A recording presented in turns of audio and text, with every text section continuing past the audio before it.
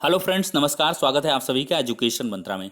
देखिए दोस्तों, लखनऊ बेंच में जो उत्तर कुंजी मामले पर सुनवाई हुई उसका फाइनली आदेश हाईकोर्ट की ऑफिशियल वेबसाइट में अपलोड हो चुका है। हमने जिस प्रकार की अपडेट्स आपको प्रोवाइड करी हैं उसी के लिहाज से एकदम उसी तरीके से ऑर्डर में चीज़ें मेंशन है। आपको चूंकि जो भी एजुकेशन मंत्रा के माध्यम से बताया जाता है रियल और ऑथेंटिक होता है, तो इसी लिहाज से हमने सोचा कि क्यों ना लखनऊ बेंच के ऑर्डर का एक बिंदुवार विश्लेषण कर दिया जाए, हमेशा से जैसा कि हम करते आए हैं। तो चलिए बिना किसी देरी के वीडियो सेशन को यहीं पर स्टार्ट करते हैं। देखिए दोस्तों, जितनी भी वीडियो हम बनाते हैं सब में स्पेशली ये कह के लाते हैं कि एजुकेशन मंत्रा जो आपका टेलीग्राम चैनल है उसको आप अवश्य ही ज्वाइन करिए। देखिए आज तकरीबन 800 लोगों ने अभी तक ज्वाइन कर लिया है। कहने का कुछ असर पड़ा है और उसका फ़ायदा भी है। देखिए यहाँ पर, देखिए यहाँ पर जैसे क्या है, ये गोरखपुर की विज्ञप्ति और ये कहाँ की है, चित्रकूट की है। फिर इसके बाद यहाँ पर आप देखेंगे तो ये मुजफ्फरनगर की है। और फिर इसके बाद अगर और आगे ऊपर घसीटते चले जाएंगे तो यहाँ पर ये कई विश्वविद्यालय के जो भी महत्वपूर्ण कहीं के भी उत्तर प्रदेश के देखिए काउंसलिंग हेतु शासन का निर्देश है, चरित्र प्रमाण पत्र का प्रारूप, मतलब जितनी भी शपथ पत्र का प्रारूप सब कुछ आपको यहाँ पर उपलब्ध करवाया जाता है। तो आप फटाफट इसको पहले ज्वाइन कर लीजिए, क्योंकि यहाँ पर 75 जनपदों का वीडियो बनाना बहुत मुश्किल है। तो इस वजह से हम क्या करेंगे, यहाँ पर ऑफिशियली जितना तेज हो सकेगा उतना तेज आपको प्रोवाइड करेंगे। लेकिन हाँ दोस्तों, यहाँ पर एक चीज़ कहना चाहेंगे, जो भी वीडियो देख रहे हैं, क्या होता है कि वो किसी भी जनपद का होता है, अपने ऊपर वो चीज़ों को थोपने लग जाते हैं कि सर यहाँ मेरे में होगा क्या, मेरे में नहीं, मैंने इसने कर दिया उसमें कर दिया। तो ऐसा नहीं है। आप वीडियो को पहले ध्यानपूर्वक सुना करें, समझा करें चीज़ों को। हम हर एक चीज़ में, हर एक बिंदु में उसका अलग ढंग से विश्लेषण करते हैं और बताते हैं। गोरखपुर वाली हमने चीज़ बताई, अब लगे परेशान और जिले वाले कि हमारे में भी ऐसा हो गया क्या। आपके जिले का जो है उसको वैसे रहने दीजिए, पैनिक ना क्रिएट करिए। तो चलिए यहाँ पर लखनऊ बेंच का ऑर्डर हम डिस्कस कर रहे हैं। कुछ दोस्त ये कहते हैं कि सर आपने जो शपथ पत्र उसमें दिया है उसमें तो मात्र जो है माता पिता के नाम वाला। अरे भाई, मैंने उसमें प्रारूप दिया है। आप खुद समझदार हैं यार, सुपर टेट पास किए हैं, आपको जॉब मिलने वाली है, टीचर बनने वाले हैं, आप लाखों करोड़ों बच्चों का भविष्य बनाएंगे अपने पूरे जीवन काल में। तो थोड़ा सा कॉमन सेंस लगाया करिए। कोई भी चीज़ है उसको स्पष्ट तरीके से समझा करिए। वो सिर्फ और सिर्फ प्रारूप हैं, एक समझ है, अंडरस्टैंडिंग है, आपको उपलब्ध करवाई गई है। पहले के हैं या कुछ त्रुटियां हैं तो उसका आप रेफरेंस ले सकते हैं कि हाँ इस आधार पर ऐसे कुछ बनाया जाए। भाई आप अपनी प्रॉब्लम को या दूसरे की प्रॉब्लम में अपनी प्रॉब्लम घुसेड़ेंगे क्या? बिल्कुल नहीं। किसी माता पिता की त्रुटियां हैं, आप में अंकीय त्रुटियां हैं तो अंकीय त्रुटियों से संबंधित लिखिए। वो एक प्रारूप है दोस्तों, ठीक है। तो बुरा मत मानिएगा, आराम से चीज़ों को समझा करिए। मानते हैं टेंशन होती है, थोड़ा सा व्याकुलाहट होती है मन में, लेकिन ये है सहज सौम्य सरल तरीके से समझना चाहिए चीज़ों को। चलिए अब ज्ञान ज़्यादा हो गया, अब यहाँ पर हम इस आदेश का अक्षरशः विश्लेषण देखेंगे। तो खोल लेते हैं आदेश को यहाँ पर।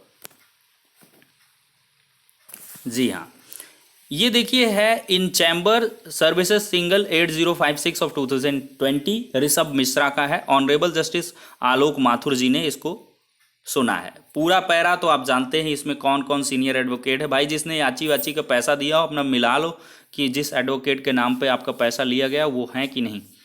फिर इसके बाद क्या है, सेकेंड पैरा पे देख लीजिए। डॉक्टर LP मिश्रा से HGS परिहार श्री सुदीप सेठ learned senior advocates have argued challenging the final answer key dated 8/5/2020 of ATRE 2019। देखिए डॉक्टर LP मिश्रा, HGS परिहार, सुदीप सेठ, ये सीनियर एडवोकेट्स हैं जिन्होंने फाइनल आंसर की 8/5/2020 को चैलेंज करते हुए आर्गुमेंट दिए हैं। Extensive argument have been advanced and concluded by learned advocate appearing on the behalf of petitioners। petitioners के जितने भी एडवोकेट हैं उन्होंने एक्सटेंसिव आर्गुमेंट किए और कंक्लूड भी किए जा चुके हैं। सारे के सारे जो petitioners के आर्गुमेंट हैं वो कंक्लूड हैं। आफ्टर एक्सटेंसिव मतलब आखिरी हद तक जितना भी उनको आर्गुमेंट करना था सब कुछ उन्होंने कर लिया। यहाँ पर एक्सटेंसिव का मतलब व्यापक, विस्तृत, बृहद होता है। ठीक है दोस्तों, तो कुल मिलाकर इन जितने भी पिटिशनर के एडवोकेट हैं उनके जो भी आर्गूमेंट हैं वो कंक्लूडेड हैं after conclusion of argument by respective counsel appearing for the petitioner.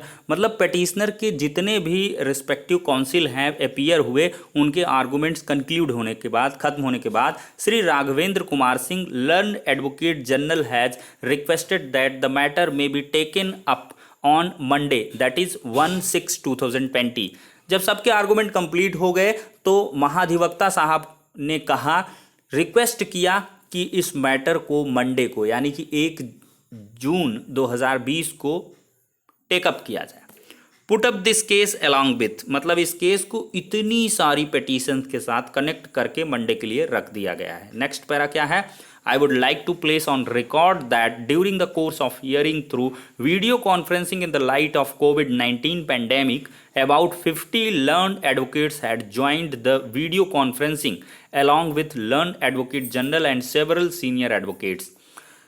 यहाँ पर जज साहब ने प्रशंसा की है कि आज के वीडियो कॉन्फ्रेंसिंग में लगभग 50 से अधिक एडवोकेट इस कोविड-19 महामारी के चलते जुड़े और इसके बाद कई सारे सीनियर एडवोकेट भी रहे, एडवोकेट जनरल भी रहे। The work by the high court in this regard is appreciable. तो इस प्रकार का जो कोर्ट के द्वारा, हाई कोर्ट के द्वारा कार्य किया गया वो बहुत ही प्रशंसनीय है। And I am sure that they will continue to improve this system further. और उन्होंने ये आशा की है और श्योर हैं, आश्वस्त हैं कि आगे भी ये इस प्रकार के सिस्टम को इम्प्रूव करते रहेंगे। मतलब इस तरह की हमें और भी तीव्रतम ढंग से या बृहद तरीके से व्यवस्थाएं देखने के लिए मिलेंगी। तो विशेष रूप से प्रशंसा भी की है। और एक बड़ी बात कही जा सकती है, वीडियो कॉन्फ्रेंसिंग से 50-60 एडवोकेट जुड़े हुए थे आज, एक बहुत बड़ी अपडेट थी। तो कुल मिलाकर दोस्तों यही है आदेश का संपूर्ण सार। और जो है 1 जून को अब मैटर लग गया है। अब दोस्तों यहाँ पर चीज़ें निकल के आती हैं, क्या जारी होने वाली लिस्ट पर कोई प्रभाव पड़ने वाला है या वो प्रभावित होगी या नहीं आएगी, तो उसके संबंध में बताना चाहेंगे। जो आपकी लिस्ट है, जनपदवार जिला आवंटन सूची है, वो एकदम से तैयार है और कल दोपहर के बाद आपको देखने के लिए मिल जाएगी। उसके रिकॉर्डिंग भी हम एक वीडियो प्रॉपरली बना देंगे। और इसके बाद ये चीज़ें कि उसका प्रभाव इसमें तनिक भी नहीं पड़ने वाला है।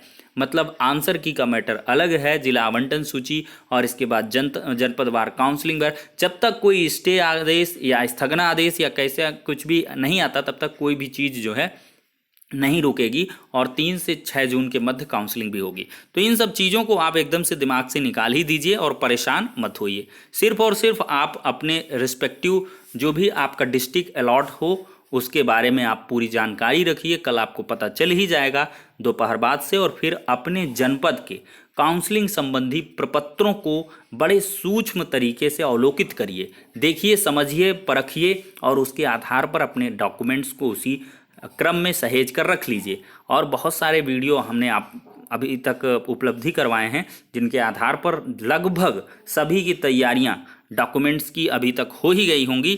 तो आशा है सभी डॉक्यूमेंट्स सबके प्रिपेयर हो गए होंगे। और इलाहाबाद हाई कोर्ट के भी जजमेंट का हमने एनालिसिस कर दिया है पिछले वीडियो सेशन के माध्यम से। उसमें क्या हुआ है कि नेक्स्ट डेट ऑफ हियरिंग लंबी लगी है, जुलाई की लगी है, जुलाई की लग गई है। तो उस केस का और इस केस का अगर कुछ कोरिलेशन किया जाए तो मे भी ऐसा भी चीज़ हो सकता है कि इलाहाबाद हाई कोर्ट में जब इसको जुलाई के लिए रखा गया है तो इस मैटर को भी जुलाई पर रखा जाए। लेकिन इसकी उम्मीद थोड़ी सी कम है, चूँकि इसको प्रॉपर पैटर्न पर आलोक माथुर जी, इसके पहले जो है अलग एडवोकेट थे मनीष माथुर जी, उन्होंने भी काफ़ी हद तक सुनवाई की। फिर इसके बाद आलोक माथुर जी सुनवाई कर रहे हैं। और आप हमेशा से देखते आए हैं जो लखनऊ खंडपीठ के आदेश होते हैं वो जल्दी पारित होते हैं और वो जल्दी भी निस्तारित होते हैं। तो मे भी ऐसा मतलब कयास लगाया जा सकता है कि इसमें अब ज़्यादा कुछ इस याचिका में बचा नहीं है, क्योंकि जो भी एडवोकेट्स हैं पेटिशनर्स के, उन्होंने अपना जो भी पक्ष रखना है, सीनियर एडवोकेट ही अमूमन रखते हैं, तो उन्होंने रख दिया है। अब राज्य सरकार की तरफ से इसमें पक्ष रखा जाना बाकी है। राज्य सरकार अपना 1 जून को यानी कि सोमवार को 10:30 बजे से तकरीबन ये केस टेकअप होगा। जैसे ही कोर्ट ओपन होगी तो तब से अपना पूरा का पूरा जो भी पक्ष है वो रखेंगे। और इसके आधार पर एक बार कहा जा सकता है तो अवश्य ही जो सोमवार का दिन होगा वो बेहद ही निर्णायक दिन होगा 69,000 शिक्षक भर्ती के लिहाज से। अगर किसी भी प्रकार का कोई स्टे नहीं आता है या कोई भी ऐसा स्थगनादेश या एंट्री ऑर्डर जैसी चीज़ें नहीं आती हैं तो अवश्य ही आपको पूरी तरीके से 3 से 6 जून के मध्य काउंसलिंग करवा के आपको 6 को नियुक्ति पत्र अवश्य मिल जाएंगे और इसकी पूरी संभावना भी दिख रही है।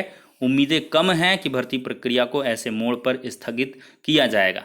तो सभी इन्हीं बातों के साथ अब वीडियो सेशन को करेंगे खत्म। नेक्स्ट वीडियो मिलते हैं, तब तक के लिए शुक्रिया, धन्यवाद।